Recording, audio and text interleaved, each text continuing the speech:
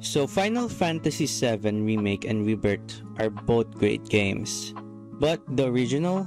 It's still an all-time classic. And here's why you should seriously need to play it even today.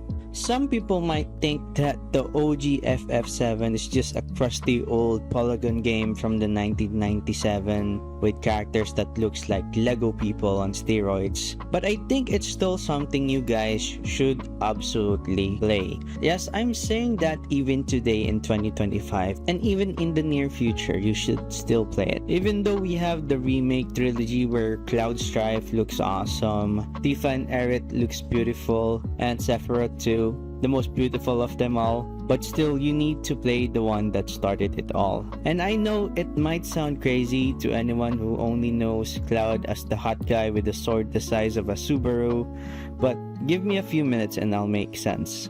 First off, this is not a hot take, but it's also kind of a known secret. The story of Remake and Rebirth is not the same as the original. Like, it's not even close. We're talking miles away. We're talking about multiverse theory, time ghost, whispers, and Aerith might know she dies in some level of deviation. They're turning Final Fantasy VII into a different beast entirely. It's like you mash Final Fantasy VII and Marvel Universe and all the multiverse shit that they're making there. It's just like that. And it's not bad, it's cool as hell, but it's not the OG story. So if you really want to have the full experience, pick up a PS1 and play this game. The original FF7 has much more grounded, raw, and honestly, a much darker tone. There's a sincerity to the way the original story was told. The pacing was slower, the character development felt more natural, and the reveals hit harder because it wasn't trying to subvert your expectation. It was just being a damn good story. But besides that, we all know Aerith is gonna die. But at that time, I didn't know and cried myself off when I saw Aerith dying by being impaled by Sephiroth's large cargo.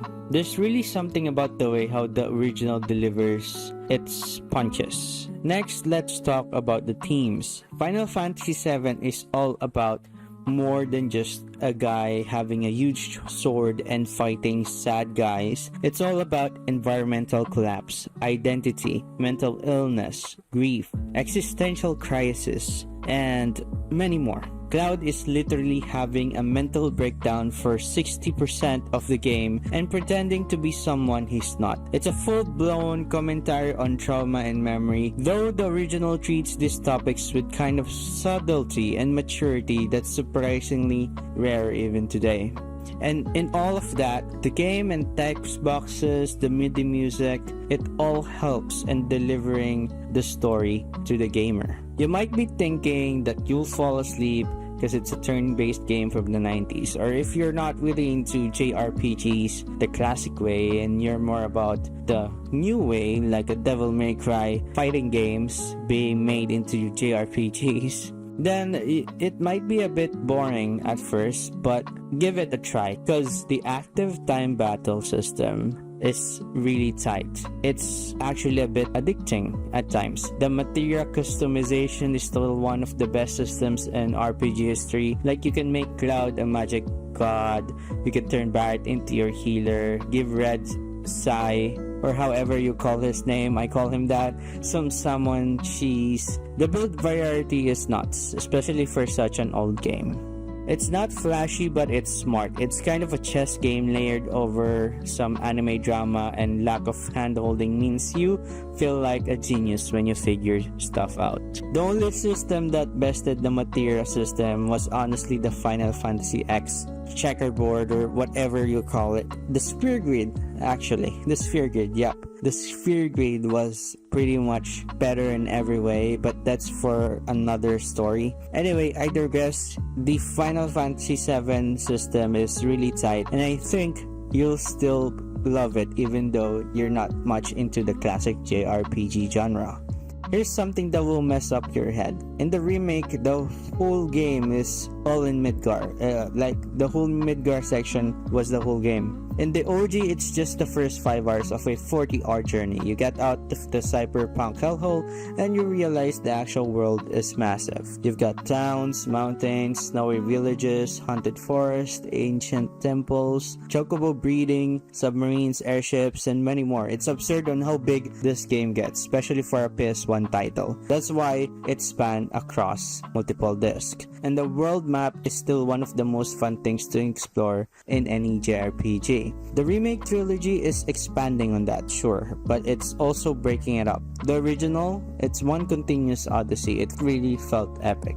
Well, you still need to change disc, but you can play the whole game in one sitting if you want and not sleep or eat anymore. But the new trilogy, you still need to wait for that third part. We're not even sure if the third part is gonna be cut into 2 parts, right? Let's also not pretend that the OG soundtrack didn't go crazy. Nobuo Uematsu composed straight up bangers at that time. It still gives people chills, like the One Winged Angel. Like, if I think of a boss song or music straight out of my head, it'll be always One Winged Angel. It's always like Sephiroth coming in.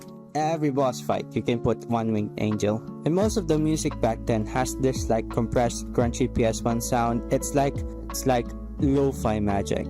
And the reason why you should play it is because it's really easier to play now than it's ever been. It's on Steam, Switch, PS4, Xbox, pretty much everywhere, and they've added quality of life stuff like fast forward, no encounter mode, and cheats if you're just trying to experience the story. So even if you're allergic to the old school grinding, you can still play this game and have a good time and enjoy the story. It respects your time now, and let's be honest, that's rare in the JRPG world.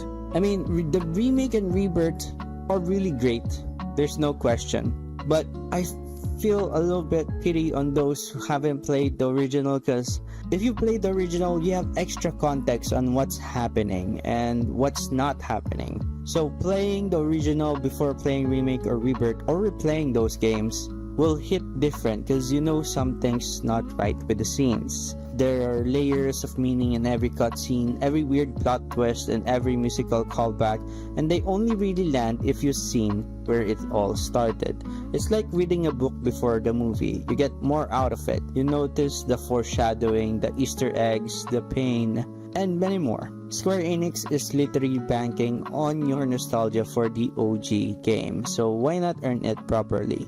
Final Fantasy VII isn't just a game, it's a moment in gaming history. One of those rare titles that changed everything for the genre, for the industry, and for millions of players. Even with the remake trilogy rewriting the rules, the original still stands tall. It's not perfect, but it's powerful, like a time capsule full of emotion, ambition, and weird little black hands. So yeah, you should still play it. And besides, games back then were made with passion, so I really think you'll feel the passion of the developers if you play this game, even just once, even in 2025, or if you have a lot of backlogs, even in the future, even if Cloud's arms are looking like meatloaf stapled together in this OG game. So what do you think? Like and sub if this made you dig out your old PS1, or if you finally buy it on your Switch or any other console you have. Let me know what moment hit you the hardest. Is it Aerith, the Forgotten Capital, or that scene with Cloud in the wheelchair? And who's your pick? Team Tifa or Team Aerith? Anyway, thanks for watching, stay safe, stay sexy, and see you on the next video.